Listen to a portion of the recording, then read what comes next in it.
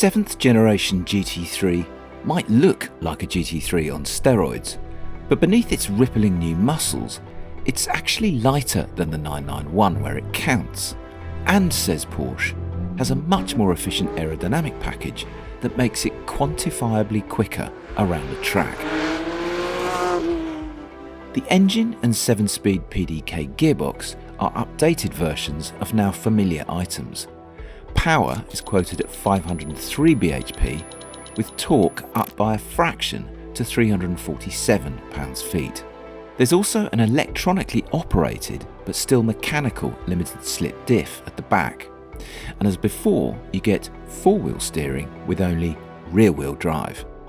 Inside though, the new GT3 is a very different car. Sitting here, it instantly feels like a completely serious sports car. It feels quite a lot more modern than the last GT3 I sat in, which was the 991 Gen 2. The dials feel a lot more digital. They're completely digital. You've got this tiny little rotational button here that you can scroll up through normal, sport, and ding ding, track. When you put it in track, I've set it up in another menu so that when I put it in track, I've got it absolutely how I want, which is everything switched off. Right.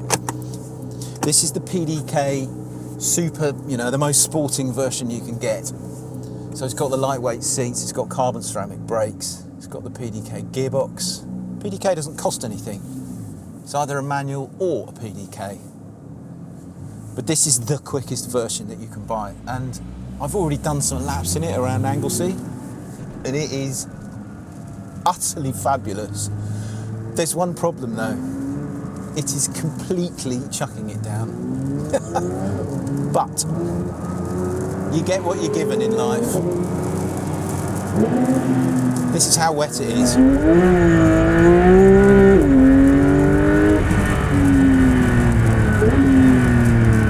mean,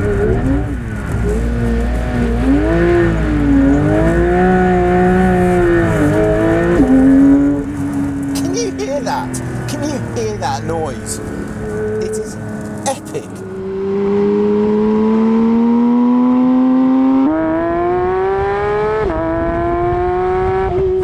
This engine, this 4-litre flat six engine, revs to 9,000 RPM.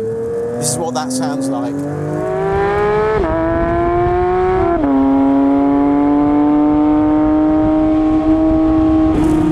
I mean, you look at the outside of this car and you think, oh my goodness me, it's 130 grand's worth of GT Porsche, and it's chucking it down, and it's got cut 2 tyres on it, and I've turned the traction control off.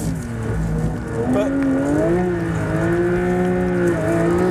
then you just kind of get to grips with it and realise that it's not, in fact, trying to murder you, this car. It's trying actually to do everything it can to put you in exactly the right place on the track to go fast, to have maximum fun.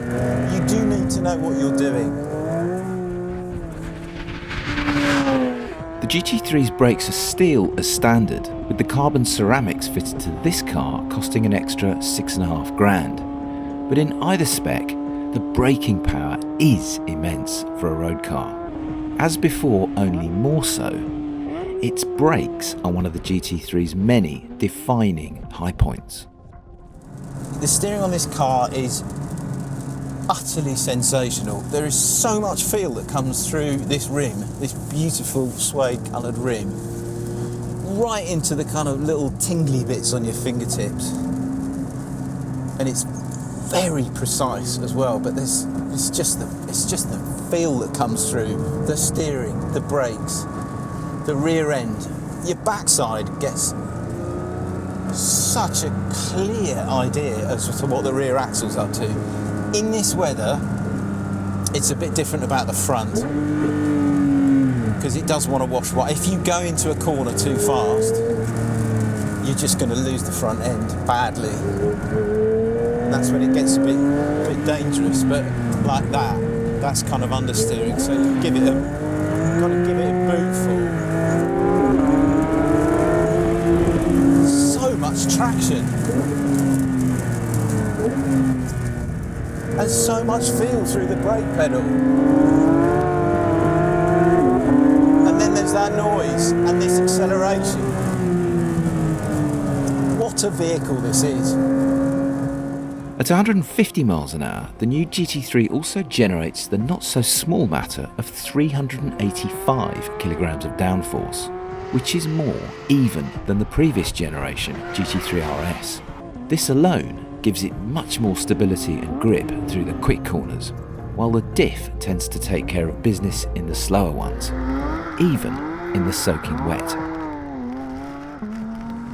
The thing is, I've driven this car on the road as well, and a few of my colleagues have accused this new 992 GT3 of being a bit too track focused for its own good.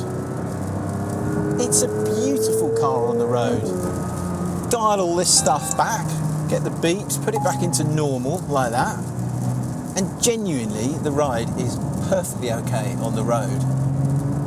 The transmission, the throttle map, both just kind of take several steps down. It no longer feels like such a mad car.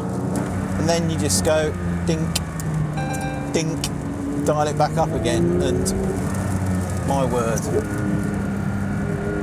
Lovely driving position as well in the GT3. These seats just hold you so nicely in position. Flipping hell.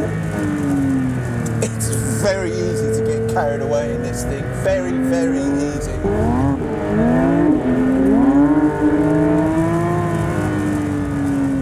Blimey, the gearbox is good in this car.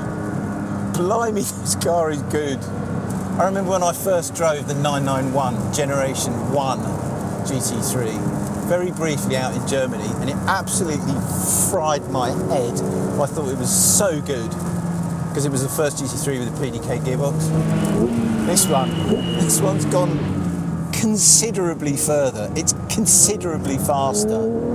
It's considerably better. And that's a pretty incredible realisation, given how good the second generation 991 GT3 was. Then again, maybe we should have expected nothing less from Porsche's frankly brilliant GT department. Either way, we'll be back at Anglesey with a 992 GT3 to set a proper leaderboard lap in the fullness of time, and with a set of nice, fresh Cup 2 tyres. Because it does feel like this car is ready to break some records.